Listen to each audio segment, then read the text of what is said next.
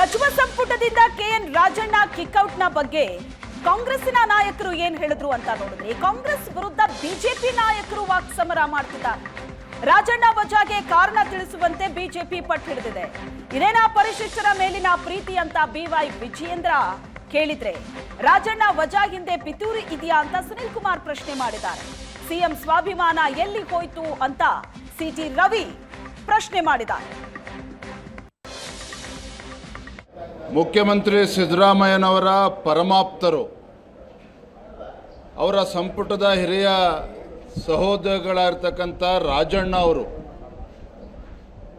ಸಂಪುಟದಿಂದ ವಜಾ ಮಾಡುವಂತಹ ಘೋರ ಅಪರಾಧವನ್ನು ಏನು ಮಾಡಿದ್ದಾರೆ ಅಂತೇಳಿ ರಾಜ್ಯದ ಜನತೆ ಹೊತ್ತು ಕೇಳ್ತಾ ಇದ್ದಾರೆ. ಸಂಪುಟದಿಂದ ವಜಾ ಮಾಡ್ತಕ್ಕಂಥ ಘೋರ ಅಪರಾಧ ಏನು ಮಾಡಿದ್ದಾರೆ, ಅಂಥ ಮಹಾ ತಪ್ಪನ್ನು ಏನು ಮಾಡಿದ್ದಾರೆ ರಾಜಣ್ಣ ಅವರು. ಇದು ರಾಜಣ್ಣ ಹಿರಿಯ ಸಚಿವರ ಏನು ಸಂಪುಟದಿಂದ ವಜಾ ಆಗಿದೆ, ಇದು ಕೇವಲ ಕಾಂಗ್ರೆಸ್ ಪಕ್ಷದ ಆಂತರಿಕ ವಿಚಾರ ಅಲ್ಲ. ಇದು ಸದನದಲ್ಲಿ ಇದ್ರ ಬಗ್ಗೆ ಚರ್ಚೆ ಆಗಬೇಕಾಗ್ತದೆ.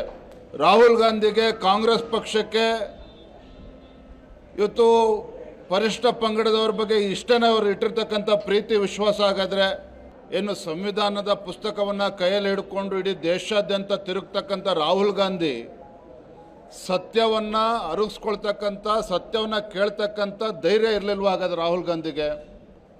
ಒಬ್ಬ ಪರಿಶಿಷ್ಟ ಪಂಗಡಕ್ಕೆ ಸೇರಿರ್ತಕ್ಕಂಥ ಒಬ್ಬ ಹಿರಿಯ ಸಚಿವರನ್ನು ನಡೆಸ್ಕೊಳ್ತಕ್ಕಂಥ ರೀತಿನ ಇವತ್ತು ಕಾಂಗ್ರೆಸ್ ಪಕ್ಷ ಹಾಗಾದರೆ. ಸಹಕಾರಿ ಸಚಿವರಾದಂಥ ರಾಜಣ್ಣ ಅವರನ್ನು ಮುಖ್ಯಮಂತ್ರಿಗಳು ಯಾಕೆ ವಜಾ ಮಾಡಿದರು ಅನ್ನುವಂಥದ್ದನ್ನು ಸದನಕ್ಕೆ ಅವರು ಇವತ್ತು ಸ್ಪಷ್ಟ ಮಾಡಬೇಕಾಗಿದೆ.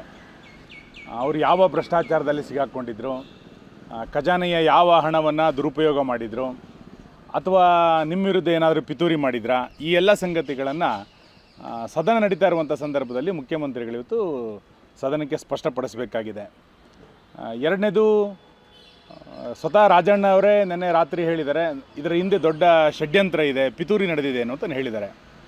ಒಬ್ಬ ಸಚಿವ ಸಂಪುಟದ ಸದಸ್ಯನನ್ನು ನೀವು ವಜಾ ಮಾಡಬೇಕಾದ್ರೆ ಯಾವ ಷಡ್ಯಂತ್ರಕ್ಕೆ ನೀವು ಒಳಗಾದ್ರಿ, ಇದರ ಹಿಂದೆ ಯಾವ ಪಿತೂರಿ ಇದೆ ಎನ್ನುವಂಥದ್ದು ಇವತ್ತು ಸದನಕ್ಕೆ ಗೊತ್ತಾಗಬೇಕಾಗಿದೆ, ರಾಜ್ಯದ ಜನರಿಗೆ ಗೊತ್ತಾಗಬೇಕಾಗಿದೆ.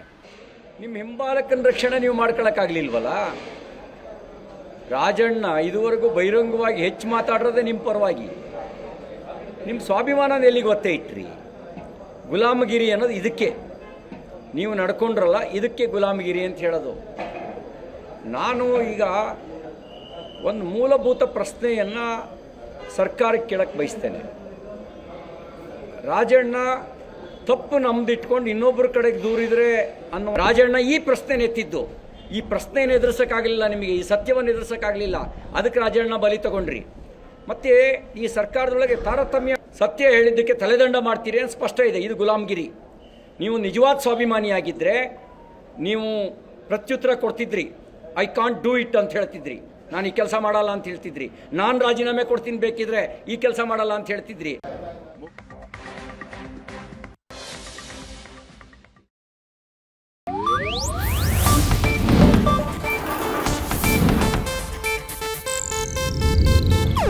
ಇದು ಏಷ್ಯಾನೆಟ್ ನ್ಯೂಸ್ ನೆಟ್ವರ್ಕ್ ಪ್ರಸ್ತುತಿ.